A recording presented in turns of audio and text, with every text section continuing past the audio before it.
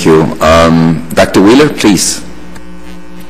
Thank you, Mr. Chairman. I'm here today for the Center of Global Development, which really works on issues that have to do with poverty in the developing world, and so we have an environment component, but it's not our main line as an organization. It's my main line. I worked in the World Bank for 17 years before coming to the center a year and a half ago, so I thought I'd offer you some remarks today, provide a perspective, at least my perspective, on the World Bank and its candidacy for this fund, and also some conditions that might be useful in trying to steer the World Bank toward responsible governance in this context. I think I could frame this by trying a couple of retrospective stories on you. Suppose it's 2015. The money has been appropriated for the Clean Technology Fund. The World Bank has been designated as the steward for that fund. We ask ourselves what happened with that money. And I think there are two stories we can tell here. And at this point, they're equally credible stories, and the outcome will depend largely on the decisions you make. The first story we might call business as usual. In that story, the World Bank, guided by the current draft for the Clean Technology Fund, pursues its normal course, which is to try to please everybody and all of its member countries, and pass out the money in a number of demonstration projects which make people feel good, pass some of the money out to countries that want to clean up their coal technology a little bit. People feel pretty good about that. But at the end of 7 or 8 years, having spent billions of dollars, we ask ourselves, where did we get for the money? And the answer is not far, because during that entire period, in all of these countries, dirty technology remained cheaper than clean technology. And without any regulation, the private sector, which is going to propel most of the investment in the power sector, continued right along investing in coal-fired power and fossil-fired power. So this was a feel-good project, but in the final analysis, I don't think the taxpayers' money was well spent. Now there's an alternative, and that will really depend on this committee.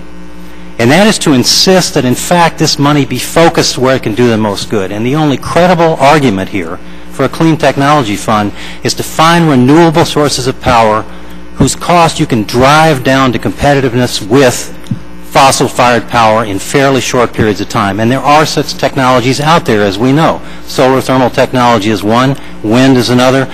We're at the cusp here, and we can do this. Now, if the money had been spent, as we look back in 2015, on that course, then what we would expect to have seen is the private sector with some subsidies coming into these sectors, coming into these clean power sources. We would expect them to come down the learning curve, and we could fully expect that some of them would have met cost parity with dirty power by 2015.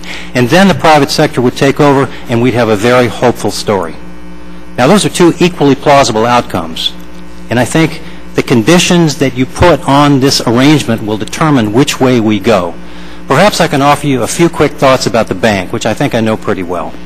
I have tremendous respect for the bank. I have many good friends there, and the bank has done some good work on environment, and I could provide details if you're interested. But fundamentally, it's a powerful organization with a global reach and a lot of experience in big projects. Those are pros. What are the cons? Well, as some colleagues have said here, the bank has a problem with focus. What we need for this Clean Technology Fund is focus, but the bank has many constituencies. It has many agendas. It has a very hard time focusing and disciplining itself to do one thing well. Secondly, it's a bureaucracy. Very natural for people in a bureaucracy to want to perpetuate business as usual. If you read the drafts of the proposals for the Clean Technology Fund, you will see all the voices in that bureaucracy weighing in various ways, and the drafts tend to wander around as different constituencies weigh in. It's a very natural thing. It has to be fought. Now, as the colleagues here have said, the bank right now doesn't seem well positioned as a steward for this fund for two reasons. The first is, as has been said by several, it's still funding big coal-fired power projects. Now, there's a rationale for that, but honestly, it doesn't withstand much scrutiny. It's just business as usual. It's been doing it for a long time. And the second thing is, the bank is not into carbon accounting. It can't account for the carbon consequences of its own actions. Even though we've got U.S. investment banks now doing carbon accounting, thinking about projects and valuing the carbon outputs of those projects, the bank's not doing it. So, my conclusion, if you let this thing move forward as an authorization and appropriation without any conditions, what you're going to get is a bunch of feel-good projects that won't amount to anything in the final analysis that will solve the desperate problem that we face. But there are three conditions you can impose that will help a lot.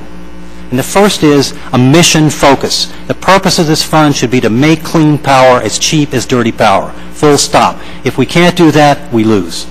That means you've got to find sources of clean power that are near cost parity now and push those down the learning curve. And finally, the World Bank cannot position itself to play well in this sphere if it's not doing carbon accounting. So the third condition I would propose would be put carbon accounting in place. That's a prerequisite for doing this work. If you can't do it, you don't qualify. Thank you very much. I'm sorry. Thank you very much.